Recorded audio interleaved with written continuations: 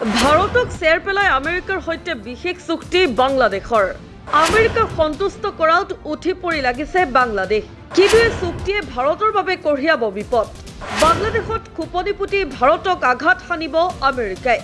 যেতিয়া ভাৰতে ঘেহু নিষিদ্ধ কৰিলে আমেৰিকাই বাংলাদেশ পাইছেগৈ যেতিয়া বাংলাদেশক খাদ্য শস্যৰ প্ৰয়োজন হৈছিল তেতিয়া পুনে পুনে ভাৰতৰ দুৱাৰ মুখলৈ অহাৰ এটা সময় আছিল কিন্তু আজি কিছু পৰিস্থিতি সলনি হৈছে পৰিস্থিতি এনেকুৱা যে ভাৰতক বাদ দি বাংলাদেশে আমেৰিকাৰ সৈতে 5 বছৰৰ বাবে ঘেহুৰ চুক্তি স্বাক্ষৰ কৰিছে কাহিনীটো আৰম্ভ হৈছে ভাৰতৰ ঘেহু নিষেধাজ্ঞাৰ পৰা আচলতে নিজৰ ঘৰুৱা বজাৰত ঘেহুৰ দাম সুস্থিৰ কৰি ৰাখিবলৈ ভাৰতে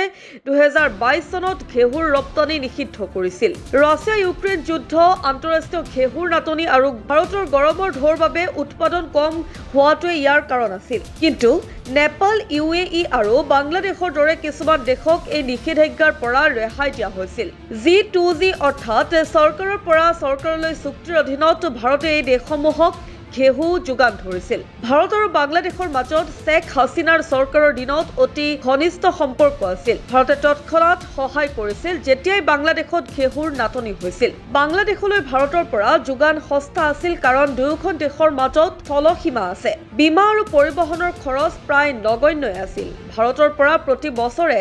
আমদানি কৰি বাংলাদেশে 85 পৰা 90% ঘেহুৰ প্ৰয়োজনীয়তা পূৰণ কৰিছিল আৰু এই কাৰণে হৈ আছিল ভাৰত প্ৰথম পছন্দ কিন্তু দৃশ্যপট এতিয়া সলনি হৈছে শেখ হাছিনা যোৱাৰ পিছৰে পৰা ভাৰতে ঘেহুৰ চালানত ব্ৰেক লগাইছে বাংলাদেশৰ ঘেহুৰ প্ৰয়োজন আছিল আৰু ভাৰতৰ পৰা কোনো সঁহাৰি পোৱা নাছিল যদিও বাংলাদেশে বিচৰা নাছিল প্ৰথমে ৰাছিয়া আৰু এতিয়া আমেৰিকা বাংলাদেশে প্ৰথমে ৰাছিয়াৰ সৈতে যোগাযোগ কৰিছিল কিন্তু এই চুক্তি বেছি দিনলৈ নাথাকিল এটা খবৰ আহিছে যে আমেৰিকাৰ সৈতে বাংলাদেশে 5 বছৰৰ ঘেহুৰ চুক্তি স্বাক্ষৰ কৰিছে বাংলাদেশৰ খাদ্য মন্ত্ৰালয় আৰু আমেৰিকান ঘেহু সন্থাৰ মাজত এক বৃহৎ চুক্তি ইয়াৰ অধীনত আমেৰিকাৰ পৰা বাংলাদেশে প্ৰতি বছৰে 7 লাখ ঘেহু ক্ৰয় কৰিব দামৰ কথা ক'বলৈ গ'লে এই দাম বছৰি প্ৰায় $2 কোটি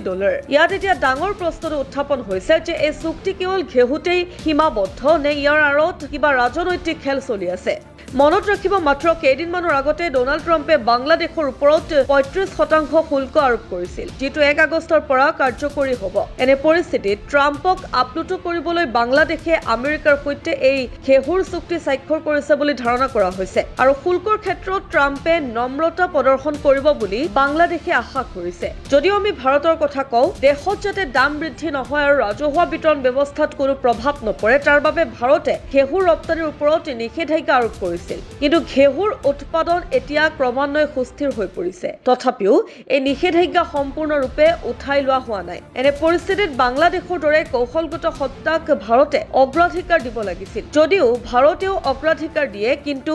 ইউনুছৰ চৰকাৰে খেলখন ঘূৰাই দিছে আমেৰিকাৰ নতুন দীৰ্ঘম্যাদী গ্ৰাহক এতিয়া বাংলাদেশৰ হৈ পৰিছে ইয়াৰ পৰা আমেৰিকাই দুটা সুবিধা লাভ কৰিব প্ৰথমতে এখন বৃহৎ ঘেহুৰ বজাৰ যেটো অৰ্থনৈতিক আৰু দ্বিতীয়তে ভাৰতৰ চুবুৰীয়া দেশৰ নিজৰ দখল শক্তিশালী কৰা যেটো ভূ ৰাজনৈতিক আমেৰিকাক সন্তুষ্ট কৰি বাংলাদেশৰ অন্তৰ্বৰ্তীকালীন চৰকাৰেও আগন্তুক প্ৰত্যাহ্বানৰ পৰা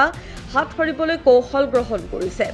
আৰু এতিয়া প্ৰশ্ন উত্থাপন হৈছে যে ভাৰতে সঠিক কাম কৰিছিল নে বাংলাদেশক সহায় কৰা উচিত আছিল আৰু আমেৰিকা বাংলাদেশৰ সম্পৰ্কৰ বাবে এই চুক্তি এক নতুন আৰম্ভণি নেকি